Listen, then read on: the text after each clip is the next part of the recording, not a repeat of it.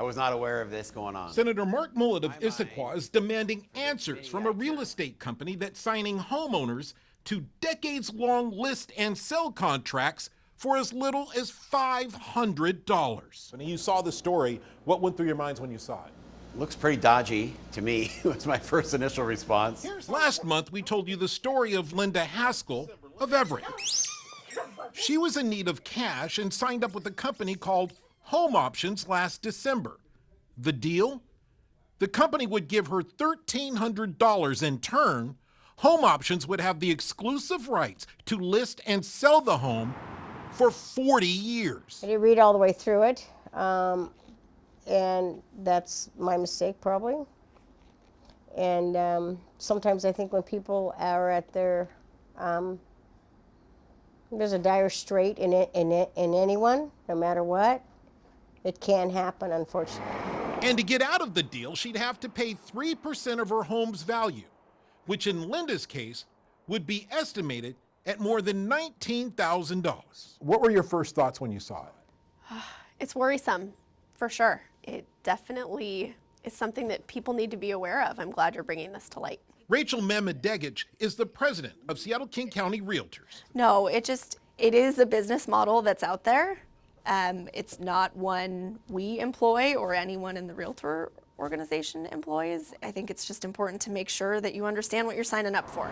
Mullet says he's looking at writing legislation that would limit the number of years for an exclusive listing and selling agreement. I mean, I could see having someone for, 2 years or 3 years or something like that, where you have a more limited window, but 40 years just clearly is something that people don't want to tie up the sale of their house and the commission involved in that for that length of time. It just never seems like a great decision for Washington consumers. We asked Seattle University professor Stephen Bender to look at the contract. He had concerns about the death provision of the deal. If the homeowner dies, and if the estate doesn't assume the obligations of the agreement within 60 days of the owner's death, they'll be in breach of the contract and will have to pay 6% of the fair market price of their home to the company. That's an estimated 38 grand plus in Linda's situation. The estate, which has to react within 60 days, may or may not be aware of this. Let's assume that 20, 30 years from now, if it goes that long, who remembers what was signed? And if you've done all of that and reveal it, do you have the money? Though Linda was signed to a 40-year deal, Home Options says its current contract terms are for 20. And if customers don't sell, they can keep the cash. The company in the statement adds, statistically, approximately 1/3 of homeowners will not sell their homes within 20 years. In those cases, Home Options will receive nothing in return for the cash payment it makes to the customer. Let's say you're able to get the top offer, $2,000 in your Home Options deal. Spread that out over 20 years, and it's around 27 cents a day.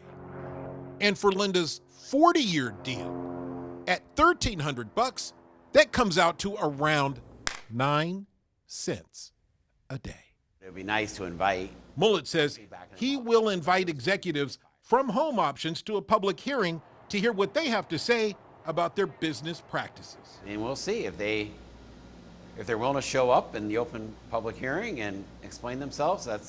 I would view that as a positive.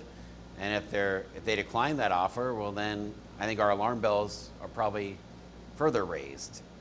More questions,